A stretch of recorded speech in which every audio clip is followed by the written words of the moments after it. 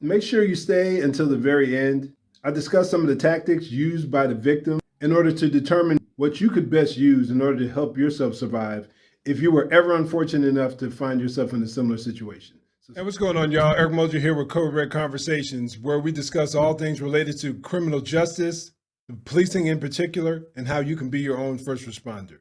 In today's video, I'm going to be reacting to an incident in Albuquerque, New Mexico, where a citizen appears to be walking down the street minding his own business, where he is chased and shot at by an unknown suspect for who knows what reason. Let's check it out. Terrifying moments for an Albuquerque man. He was taking a walk in an uptown neighborhood in broad daylight when someone drove up and opened fire. He was able to get away, but he's understandably shaken up. News 13's Alexa Skoneski spoke with him and has the video. Alexa? Yeah, that's right, Jessica. Imagine you're on your typical morning walk and someone drives up and starts shooting at you.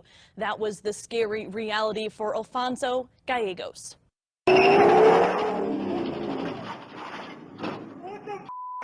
This was not how Alfonso Gallegos pictured his morning. I'm sure.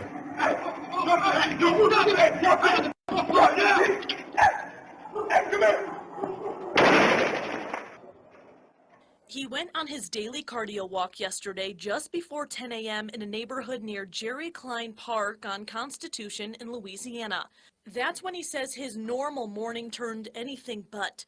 Video shows a white truck come barreling towards him, but before Gallegos could even process what just happened, the driver started shooting at him. And so when I saw that, I immediately ran away just as fast as I could. All I could think of is, how do I survive? Like, how do I live through this? And so I ran, and I heard a gunshot, and I ducked, and I just kept running, and I was zigzagging. Even scarier, the suspect got out of his truck and started chasing Gallegos while continuing to shoot at him. Gallegos hit. My initial thoughts were that it was either a case of mistaken identity, that Gallegos is involved in something that he's not telling us, or he just got some crazed fools out there. It could easily be any one of the three. But what are your thoughts? Comment down below. Hid behind cars, hoping he'd make it home alive to his 11-year-old son. Ultimately, I felt like prey. I don't know what else to say. Like, imagine you being in this situation. What do you think you would have done? It felt like I was getting hunted. It was atrocious. It was terrifying. I'm a full-time single dad. All I have is my son and my mom. Like, if this could have been a very different story. Fortunately, the entire thing was caught on a home surveillance camera. Police did say that because of the surveillance, it's the best evidence that they've had in a situation like this. Thank God for this gentleman. Had there not been surveillance, we wouldn't be having this conversation.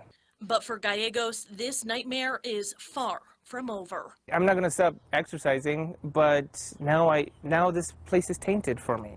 Now, just a heads up, there's some additional information that came out later saying that the white pickup truck was related to another shooting, another murder, if I'm not mistaken. And the driver was arrested, but the shooter is still at large, last I heard. And there's a couple of things that he did right, that I think that he did right, that helped him, that protected him. One, when he saw the potential threat, he took off running immediately. Create distance to the best of your ability. He said he ran and started zigzagging, so the shooter couldn't get a proper bead on him, couldn't align his sights up easily. So that was another thing that he did. And he used cover, he hid behind vehicles and whatever object he could to protect himself.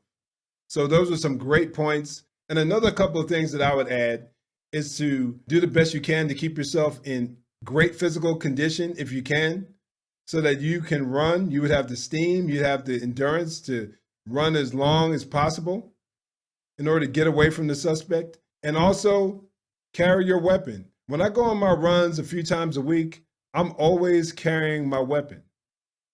We have coyotes in the area I live. And then on top of it, you just never know who you may come in contact with who has ill will. You could find yourself in a situation just like this. It's rare, but they do occur. So keep that in the back of your head. So before you go, make sure you check out this video right here. I think you'll find it very helpful as well.